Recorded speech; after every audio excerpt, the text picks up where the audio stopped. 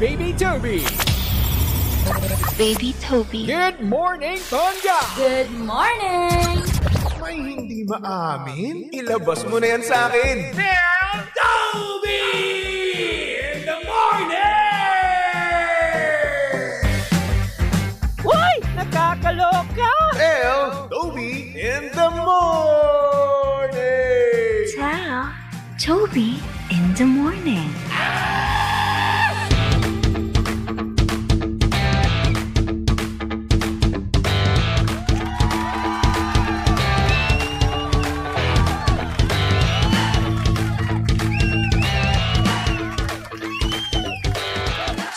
Same, pero iba. We are number 106.7 Energy FM. Pangga, wag mo sabihin radyo. Sabihin mo oras, sumong kabuluan. Pangga, check your time. It's now 6:26 on the clock. Good morning. Luzon, Visayas at Mindanao, Metro and Mega Manila. At syempre, good morning din naman sa mga papadrivers natin dyan na sweet lover. Hello, good morning sa mga papakonduktor natin na talagang nga namang gustong-gusto kang puntahan. Yan. Si Papa Konduktor na talagang nga namang napaka-effort pagdating sa'yo. Hindi katulad ng jowa mo na i-date ka man lang hindi na magawa. Kasi matindi pa dito, nanloloko pa.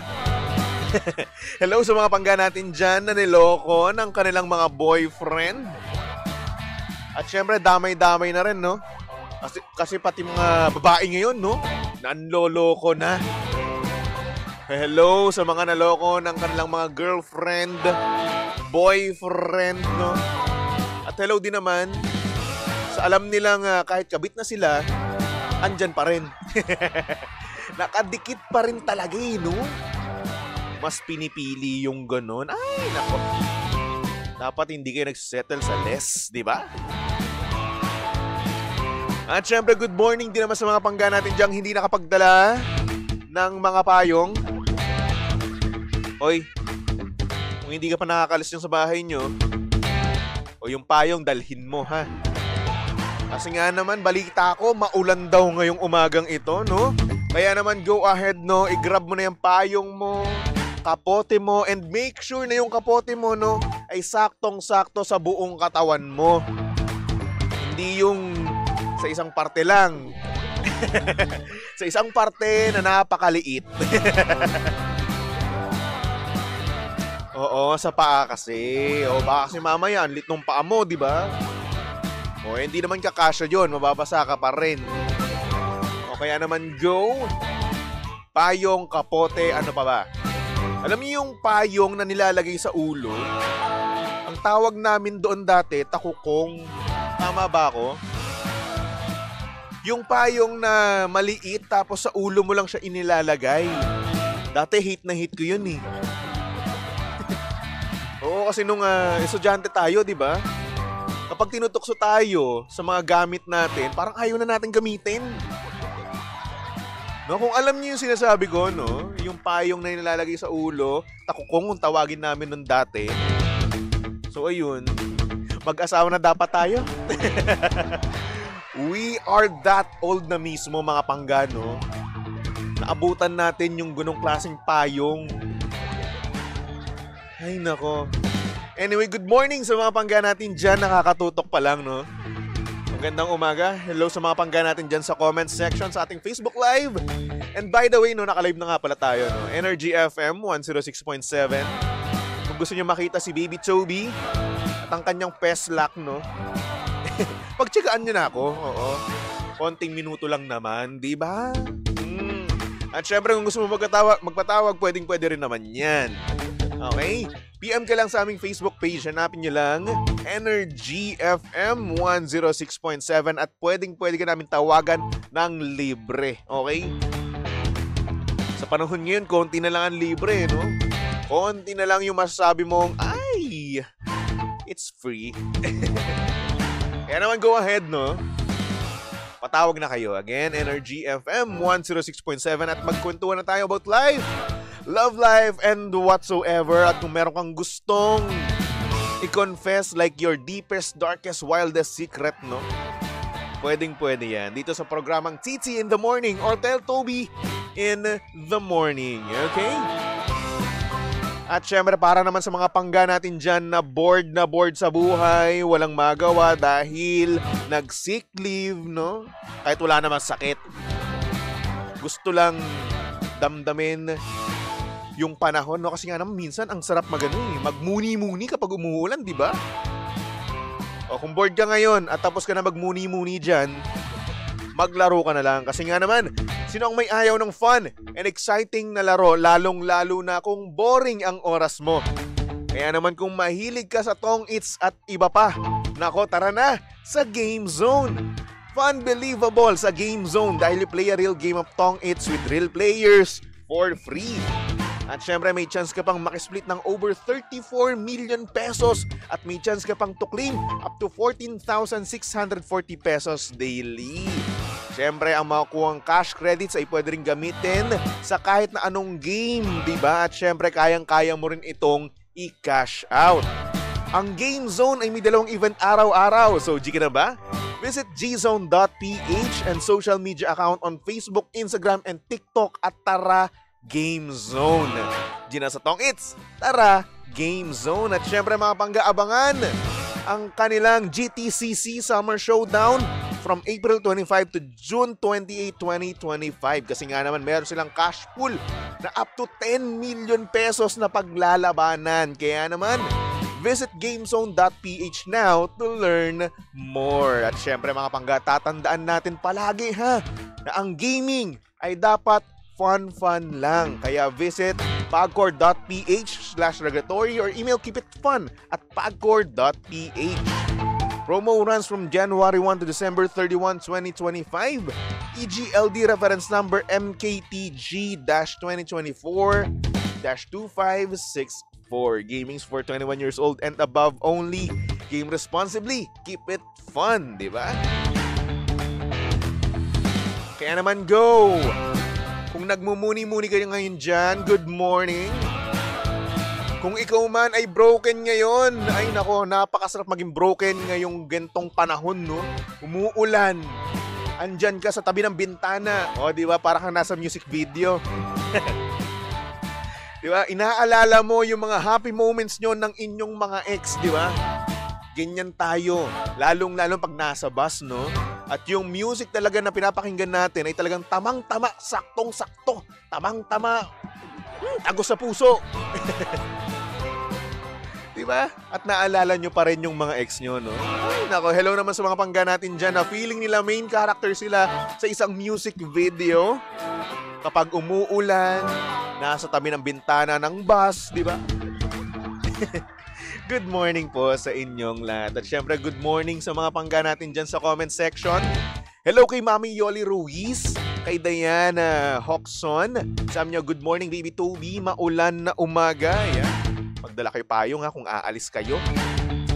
Hello din kay Mercy, kay Lina, kay Nashreen, kay Yasmin, kay Roy Pichay. Good morning. At shoutout daw sa jowa ni Yasmin, nagalit daw sa kanya. Wow. Warla. Warla, bakit? Ano nangyari? Sino may kasalanan? Siguro, no? Yung ano mo, jowa mo. Bakit ba? Ano bang ginawa niya? Ng babae ba? O hindi naman kaya?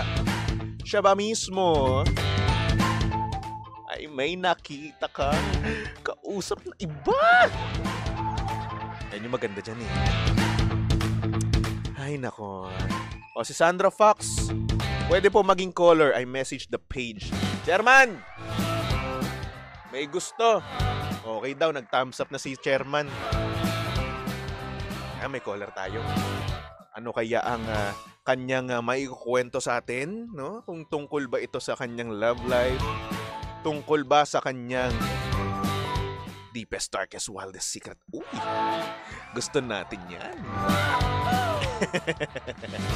Abang-abangan lang natin dahil ito pa ay pinapatch pa ni Chairman Si Chairman na masaya ang kanyang love life. Nakita ko mga story ni Chairman.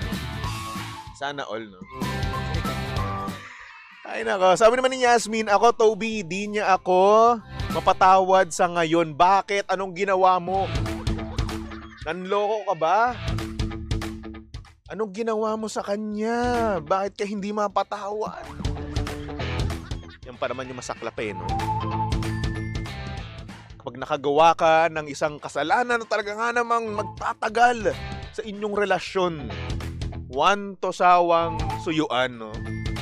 Ay, nako. At bibihira to, babae yung may kasalanan at umaamin talaga sila. Hindi nila binabaliktad, no? Yung yung mga pangyayari, no? Na kung saan kahit galit yung lalaki, binabaliktad nila. Oo. Yung lalaki na mismo ang may problema, yung lalaki na may kasalanan, kahit sila naman mismo. Ay, nako. Anyway, hello po kay Cory Natanawan. Good morning. How are you daw? I'm fine, thank you. How about you? Si Jennifer, sabi niya, hello po, Toby, palagi ako natutuwa sa iyo. Energy na energy ka kasi. Oh, thank you naman. Nakakataba naman ang puso kapag thank you. Pero okay, wala akong 20 ha. Skuday. Anthony Florence. Shoutout po sa kasama ko. Napapasok na di naliligo dahil nilalamig. Hoy, akala ko kapag tayo ay papasok, no? Kapag tayo ay aalis, di ba? Dapat naliligo tayo and at the same time kahit malamig ngayon, no? Wala tayong heater, no? Electric na heater, na shower, no? Dapat naliligo pa rin tayo. Uy, mahiya tayo. Alam kong napakahirap, no? At napakalamig ngayon, no? At the same time, kapag naligo ka pa ng malamig, saan na tayo nalamigin? Parang ice cold ngayon no? Pero ang problema dito, no, Pangga, noong napakainit, no, reklamo tayo ng reklamong napakainit. Diba? Ngayon, nanilamigan na ang Pilipinas, no, tinaasan na ang temperatura, ayaw nyo na magsiligo. Nilalamig na kayo. Aba naku. Watanays tayo dyan no? Sabi ni Yasmin, cool off daw kami 1 month. Sasaktan daw siya sa sinabi ko sa kanya. Ano ba sinabi mo? At bakit 1 month yung cool off nyo? Anyari? Tagal naman nun. Anthony, shoutout po kay Xander at sa OIC namin. Sa sobrang lamig, di naliligo. So, OIC ninyo. Ano yan, no? Ano ba tawag dyan? OIC? Ano ba yung OIC? Office in Chief? EIC lang kasi alam ko Editor in Chief Ano ba yung OIC? Well, anyway, kung sino man yun, no? Maligo ka. Magpakulo ka ng tubig para mainitan ka. Diyos ko. Ay, nako. Anyway, hello kay Lina. Sabi niya, katapos ng sahod kahapon, Baby Toby, wala na agad pera. Oo. Wala na ako agad pera. May masama ba doon?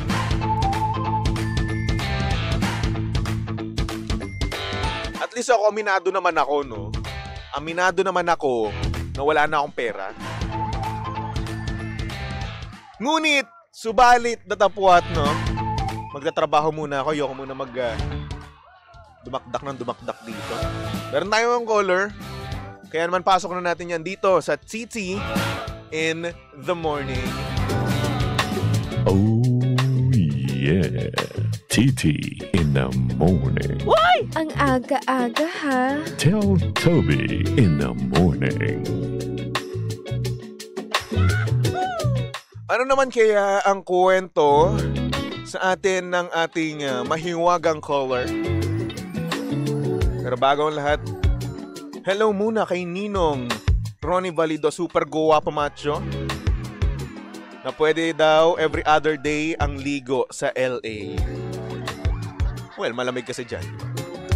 Anyway, ipasok na natin ang caller. Hello? Hello? Ay, ang ganda naman ng boses mo. Ano ba pangalan nila?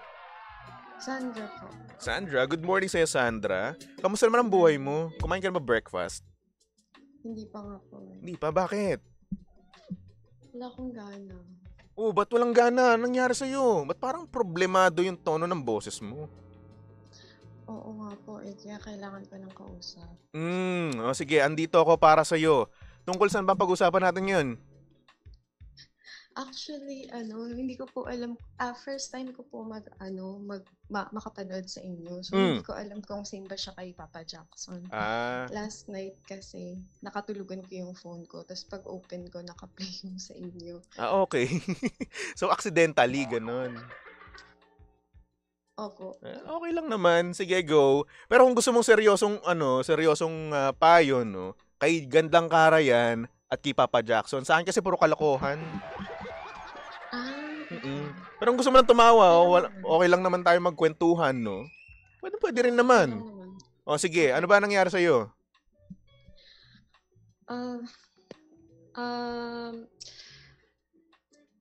Kaya mo yan. Huwag ka iiyak. Hindi ko alam kasi kung compatible yung, kung compatible lang i-share ko. Pwede yan. Kahit na ano pwede dito, tayong bahala dyan. Pag napagalitan naman ako ng Papa Jackson, hayaan mo na. At least nakausap kita, di ba? Oo. Nakausap ka na nalabas mo ang iyong hinanaing, di ba? Yun yung mahalaga doon. So go! Okay, i-share ko lang po kasi kagabi hindi ako makatulog kasi magkaaway kami ng asawa ko. So, ngayon, hihingi po dapat talaga ako ng advice. Kung dapat ba na ipaglaban ko pa yung relationship namin. Oh, bakit? Ano ba nangyari sa inyong mag-asawa? Pataasan kami ng pride eh. Ayun lang. Pataasan ng ihi. Yan ang karaniwang problema, di ba? Ng mga magjojowa, mag-aasawa, di ba? So ayun, ano ba ang pinag-awayan nyo lately?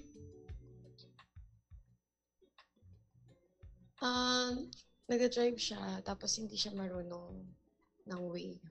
Okay, And then lagi siyang nahuhuli, tapos ako'y sinisisi niya. Hindi ko daw siya tinulungan. Di mo siya tinulungan in the way na? Hindi ko daw sinabi na that's not the right way to enter. But siya yung driver, hindi ako. And I'm not driver. So, the thing, pangalawang beses na to. So, hindi ko alam kung ako ba yung praning or siya. Okay. Ganon. Tapos dahil lang doon, umabot sa maghihiwalay na kami. Tapos sabi ko, okay, sige, maghiwalay na tayo. Tapos, hindi naman natuloy. Yung problem kasi 100 times na siyang ganun. Like, petty things lang. So, parang nababaliw na ba ako or siya? Bakit ganun? Parang ang babaw na dahilan. Ganyan. Pero we're married for 10 years. 10 years? Tagal na, congrats. Ay, nako. And may anak na din kami. Pero, I don't know, ba't ganun? Normal po ba yung ganun? Normal? Well, siguro, frustrated lang siguro, no? Yung nangyayari doon sa sa asawa mo, na frustrate lang siya sa mga nangyayari, no? Yan lang nakikita ko eh. Kasi nga, yun nga, sabi mo, paulit-ulit na nga nangyayari yun. At siguro, napagbubuntungan ka lang ng kanyang galit. Oo, yan lang nakikita ko dito, ha? True. Pero ang ang point ko, bakit kailangan umabot ng month, kailangan makipaghiwalay? Dahil lang dun, parang hindi ko, kinu-question ko na yung sarili kong, sarili kong values and everything. So kayo ba, nagawa nyo bang pag-usapan to ng masinsinan? Hindi, may plot twist po kasi siya. Oh, ano plot twist? Yan yung maganda yung mga plot twist eh. Yung husband ko. Japanese siya, tapos hindi siya marunong masyado mag-English. Tapos ako din, hindi ako marunong mag-Japanese masyado. So, we communicate through, Yung Google Translate. Minimal. Hindi, Ganon. minimal na for 10 years, minimal na usapan. Okay, so may communication barrier kayo. Yes. Nako, ang hirap nga niyan, Chong. Alam mo ito meron kasing Google Translate ngayon na kung saan kapag sinabi mo, no, tinype mo doon yung gusto mong sabihin, automatic yun na translate niya into words, no, na pwedeng yung pakinggan, ganun. Na-try nyo yun? Pero in real life, hindi kasi siya applicable. Like, for example, in stressful moment, lagi na lang nandun yung phone, hindi siya. Lalo na pag stress ka, hindi mo na, though ako, kaya kong gawin yun, kaya lang siya hindi niya kaya. Why not ganito? Since, what if mag-aral ka ng Nihongo? Japanese? Oo. Yes, ideally, dapat talaga noon pa. Kaya lang kasi busy ako, may anak ako, tapos may business, tapos siya din. Parang wala sa amin. Tama naman doon. Pero I don't think na sa language Kasi dapat, di ba, minimal lang siya. So, 1 month, I already sent letters, na ako, lagi every time nagsisend na ako, naka-translated na yun. Di ba pag normal couple, okay na yan, parang 1 month na. Tapos, humabot na hindi na siya umuwi. Tapos, nag-ask na ako ng space, ganyan. So, ngayon, ang nangyari, hindi na kayo nag-uusap, as in, wala na communication ngayon. Hindi kayo magkasama ngayon. Casual na lang. Yes. About business or about sa anak, ganun. Pero, yun, ang nakakabaliw, dahil lang doon sa nag-away kami na, di mo kasi ako tinuruan, ganyan. Hindi naman ako driver. So, bali, ang punot dulo na ito, nung last away nyo, no, yung sa pagliko niya sa maling daan, yes, nahuli siya. Yeah. Okay. So, yun yung parang naging catalyst na big away nyo para umalis siya dyan sa poder mo or mag-cool off muna kayo. Ganun. Ako yung nag-ask. Ikaw yung nag-ask. Na mag-separate muna kami ng room. And then, ang ginawa niya, siguro pride or I don't know, baka gusto niya na rin, hindi na siya umuwi siya once a week na lang. Oh. So, pero may plot twist ulit. Ano ulit yung plot twist? Apakadaming plot twist. Tuwing nag-aaway kami about petty things, iiyak siya, ganyan. Tapos parang hirap na hirap siya, gano'n sa buhay. So parang nalulungkot siya na gano'n yung nangyayari sa inyo? Yes. Umiiyak siya, gano'n. Tapos sumisigaw siya. Hirap na daw siya sa buhay niya. Teka. Yung sigaw ba, sinisigawan ka niya bilang atake sa'yo? Or... May time. Mataas yung boses. Pero, pag hindi ko talaga siya kasi hindi ko siya pinapakinggan pagka gano'n na yung Okay. Papasok siya sa kwarto, sisigaw siya. May times umpog niya yung ulo niya sa pader. Ulo niya, hindi ulo mo, ha? Para lang dito. Never naman. Never naman. Okay. So, pinagtataasan ka niya ng boses. Minsan kasi pag Oo. Pagka may na kami, nag-start na yung di pagkakaintindihan, maabot lagi sa ganun, tumataas yung boses niya. Tapos sa time na hindi na ako sasagot. Kasi alam ko, unending na yun. Alam mo, minsan kasi ang nangyayari, no? Na-misinterpret natin. Since ibang lahi nga siya, no? Hapon nga siya, no? Baka si mamaya, sa kanilang kultura naman, yung pagtaas nila ng boses na yun, hindi naman in-attack way, no? Baka mamaya kasi ang mangyari, ganun lang talaga siya magsalita. 'Di ba? Kasi minsan tayo rin naman no? Ang nangyayari kasi sa atin, tumataas yung boses natin, pero akala ng iba galit tayo pero hindi naman, kalmado, ganun lang talaga tayo. Yun lang yung nakasanayan natin, 'di ba? Yes, I understand. But pag ako yung tumaas, kunyari, ito lang sinabi ko, hindi na ako driver. Yun lang, super hurt na siya. Kumbaga yung level of shouting, level of tone niya, wala pa sa 20% ko. Pero nasasaktan siya. Bakit he has the right na masaktan pag ako na yung tumataas yung boses? Pero pag ako, hindi. Dapat siya lang. Yeah. Well, siguro meron kasing mga soft na na mga lalaki, no? Ayaw nung mga natataasan sila ng boses. Kasi, gaya nga nasabi ni Papa Jackson doon sa, di ba, sa Tony Talks, no? Wag natin hubaran ng pride yung lalaki, 'di ba? Para kasing nangyayari, kapag tinataasan mo siya, parang nawawalan siya ng hindi na siya yung parang lalaki sa relasyon no? Ganun. So, ngayon, nasasaktan siya, oo. Kasi yung babaeng mahal na mahal niya, tinataasan siya ng boses. Though hindi niya alam yon no? Kasi nga meron niyang communication barrier, di ba? Akala niya siguro na galit ka na. Kasi nga hindi kayo magkaintindihan, di ba? Tapos ayun, umiiyak siya, nasasaktan siya sa mga bagay-bagay, no? Na siguro para sa iyo wala, pero para sa kanya big deal na at masakit na yun para sa kanya.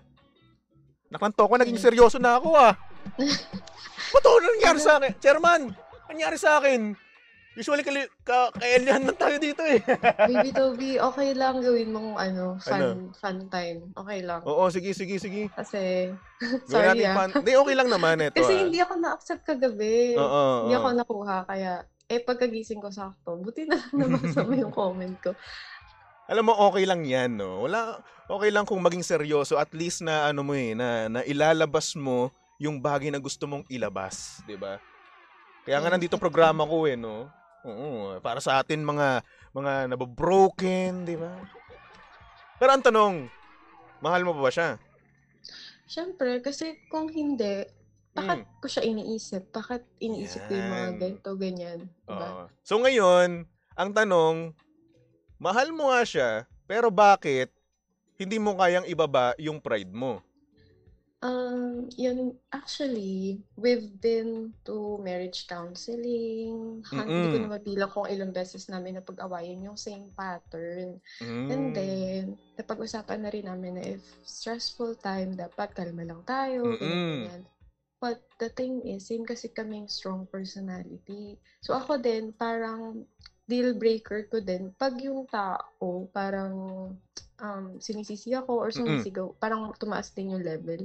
Ganyan. So, kasi nasanay ako na yung mga, like, pag Filipino or yung mga friends ko na, nagsisipaan pa nga sila sa kotse, nag-aaway sila sa driving. Pero after nun, okay na ulit sila.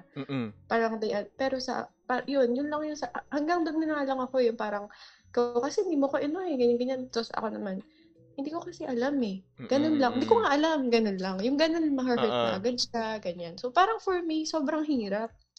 Kahit sinasabi ko, sige, kakalmahan ko sa susunod, ganyan. Pero parang dahil hindi kasi ako yun, may mga time na nakakalimutan ko, dapat intindihin ko pala siya kasi ito pala yung deal breaker niya din. Yes. Eto keep in mind lang din Kasi si jowa mo, si asawa mo, no, Japanese siya. Hindi siya taga dito sa Pilipinas, no? So automatically isipin niya kagad na since Pinay ka, taga dito ka sa Pilipinas, mas alam mo yung yung lugar kaysa sa kanya. Yun yung niya, siguro naiisip niya, Eto ako, nag-iisip lang naman ako ng mga bagay-bagay na pwedeng alam mo na ano ba itawag dito? Pwede niyang iniisip, no? Pero ayun, i-consider mo rin 'yun. Na Japanese siya, taga-Japan siya. That. Kaya nga every time na minsan I consider him as low EQ nga Low Actually, ano, most sorry? of that low EQ. Low IQ? EQ. Emotional. Okay. So, every time, always, dahil lang sa mga ganyan na Actually, same pattern lang Pag may hindi lang kami pagkakaintindihan, for example, sa Excel or something, ba't dito mo nilagay ito, ganyan. So, ako na yung nag-a-adjust. Ako yung after 3 days, magsasend ng letter, mag-i-initiate to get counseling, to get translator, tapos ako na yung parang bibigay ng tools sa kanya. Okay, next time siguro sigawan after 1 minute, tapos kalma muna, pero hindi niya So, for me ngayon, medyo nasasaktan ako kasi every time naman ako yung nag-i-initiate to fix things, tapos magiging okay. Tapos ganun ulit yung pattern. So, parang ngayon, for like 100 times, hindi ko na mabilang. Ang naisip ko, I would not do the same thing again na mag-fix nito. Hintayin ko na lang siya. Kasi paulit-ulit na. Tsaka 1 month na So parang, I wanna do something new. Ganun. Okay, naiintindihan kita. Oo. Kasi nga, nakakapagod din naman talaga na gumawa ng, ikaw na mismo talaga yung gumagawa palagi ng way no? Pero, ang tanong, ikaw ba yung palaging humihingi rin ng space? Hindi naman, actually, hindi naman Ano lang ang hinihingi ko minsan, madalas kasi meron siyang tendency na maximum level yung sigaw Mm. pag frustrated siya. So, space lang muna for 1 to 2 days. Tapos nung Ayun. mga una, 1 to 2 days, tas after nun, mag-text na ako, magle-letter na ako, or maglulutuan ko na siya. But as time goes by, parang lumalalim yung inis ko na tumatagal na siya ng 5 days, minsan 10 days, hindi pa din ako okay. Kasi on the rage ng pag-aaway namin, may mga sinasabi siya na inappropriate words. Although hindi ko siya totally naiintindihan, but yung iba, sa tagal na lang, na ano ko na siya, na hindi naman siya, parang ganun, ba't ganyan, ganun. So, iniisip ko, baka hindi niya ako mahal masyado. Kasi, ganun. Hindi naman siguro. Oo. Siguro, naiisip mo lang yan, nag-overthink ka lang dahil nga siguro sa katagalan na lang din ng relasyon nyo, no? Oo. At sa dami na lang din ng inyong pinag-awayan, 'di ba? Siguro baka kulang lang siya sa bebe time sa lambing. Na ano ba ganito? Na-try mo na ba 'to? Yung kapag nag-aaway kayo, no? Tapos magkahiwalay kayo ng kwarto, pinasok mo siya sa kwarto. 'Di ba? Tapos may ginawa kayo, ganun. Na-try mo na ba 'yun? It always work. I've done that before a lot of times. Oh, Hindi naman yung laging sexy time, parang bigla lang ako tatabi, tapos okay na kami, ganun. Kaya kasi paulit, okay na naman. Tapos after like 2 weeks, may pagkaaway na naman kami. Ganun na naman. Nakakapagod. I know, siguro, since hindi na nga kaya, no? Na-stress ka na, sumakit na ba yung batok mo? Hindi naman. Medyo gusto ko lang iunat yung batok kasi ang daming plot twist eh. Pero yun, kung hindi na kaya, no? Siguro, factor din dito yung yung communication barrier nyo no? Kasi nga, hindi kayo nagkakaintindihan. Baka mamaya kasi may sinasabi na siya na eto magbati na tayo, pero hindi nyo nagagawa, di ba? At minsan siguro meron siyang nasasabi na gusto niyang sabihin pero dahil nga merong communication barrier nandiyan, hindi niya masabi ng tama at ang nangyayari, ang na-absorb mo no or naiintindihan mo ay negative. Yes. 'Di ba? Ganun. Siguro ito, time na siguro para mag-aral ng panibagong lengguwahe. And at the same time, siya rin naman, kailangan niya rin mag-adjust, no? Kailangan niya rin sabihin mo sa kanya na mag-aral ka ng English. Kung hindi naman kaya, no? Kahit yung baku-bakong English, okay lang naman yun eh. Naiintindihan pa rin naman natin yun eh, di ba? Kasi hindi naman tayo ganun ka-grammar Nazi. Diyos ko.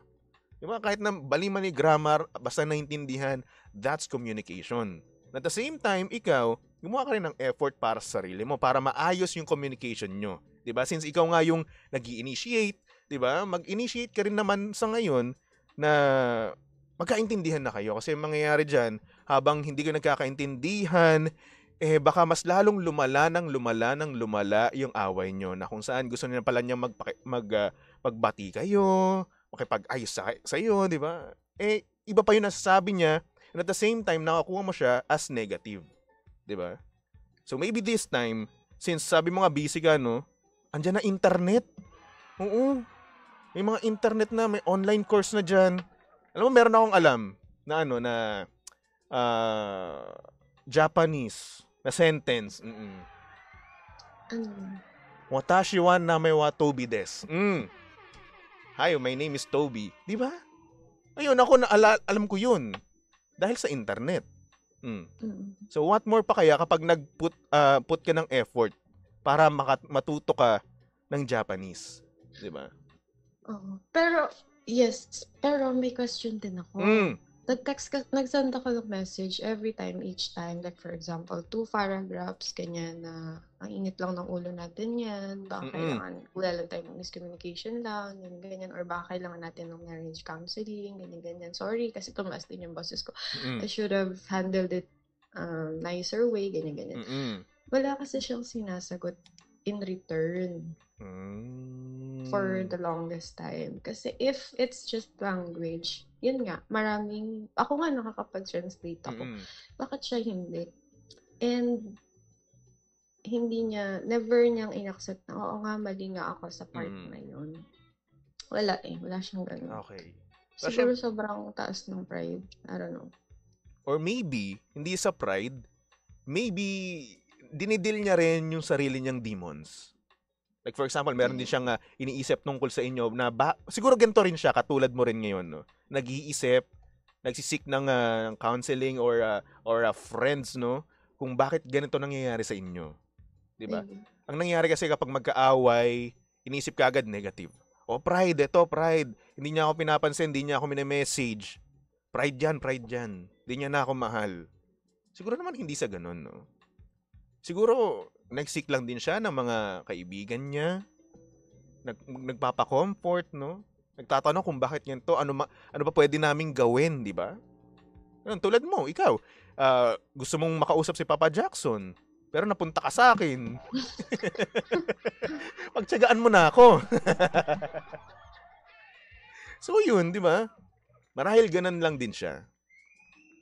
Bigyan mo rin siya ng benefit of the doubt, no? Kasi 10 years kayo for a reason. 1 decade yun. Amazing nga eh. Paano kayo kami nakabuo ng baby? Oh. Iniisip ko nga eh. Puro lang.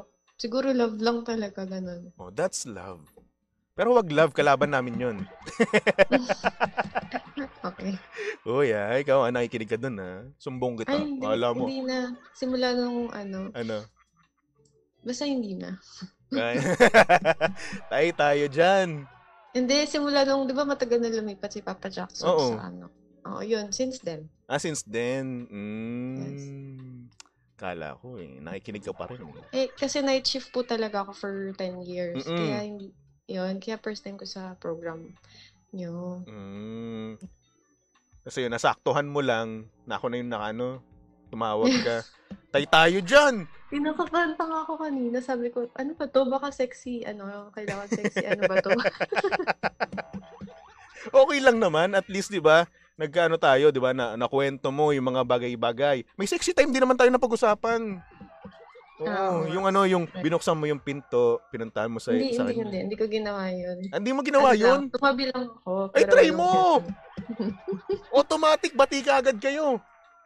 Oo. Kahit sino. Lalaki yun eh. Magugulat yun. Ay! Gusto ko kasi siya naman yung mag-initiate. Ay! Gusto niya siya nag-i-initiate. Okay. Gusto mo, ikaw yung pinupuntahan sa sa kwarto. For once. Kasi sobrang taas ng pride eh. Ay, nako. Gusto mo pala ikaw yung ginagapang, ha? For once. For once. Okay. So ngayon, ayun na nga, Sandra, no? Sana mapag-usapan niyo na masinsinan. At sana, kahit pa paano. Mag-aaral muna ako. Sorry? Mag-aaral muna ako ng Japanese. Yan, oo. Madali lang yan. Ako nga, bobo nga ako, pero marunong ako eh. May alam ako eh. Diba, may alam ako. Alam ko yung sumimasen, tsaka gomen, tsaka aishiteru. Partida, bobo pa ako, rofor pa ako nun. Pero yun, no? May nagsabi dito sa comment, no? Most Japanese low EQ and they are naturally cold and mataas ang pride. Yes. Aware naman ako dyan talaga. Kaya lagi ako yung nagte-text ng una. Pero minsan nakakapagod. Minsan nga iniisip ko, dapat Pinoy na. Joke. Uy. Oy, kasal ka na, okay? Huwag naman sanang maging dahilan to para ikaw ay manloko. Hindi, never naman. Joke lang. Good. Alam mo, ang manloloko, bumabalik yan, yung karma. Naloko na ako eh. Masakit yun, promise. It's so ouchy. So, bumalik sa'yo. Hindi ako yung naloko, ha? Hindi ako nanloko. Kasi sabi mo bumabalik, di bumalik sa'yo. Hindi, good thing na yung bumalik. Ikaw yung nagbalik. Ako yung naloko, siya yung nanloko sa akin. Okay, ganun. Uy, good boy ako. Good boy, hindi man loloko.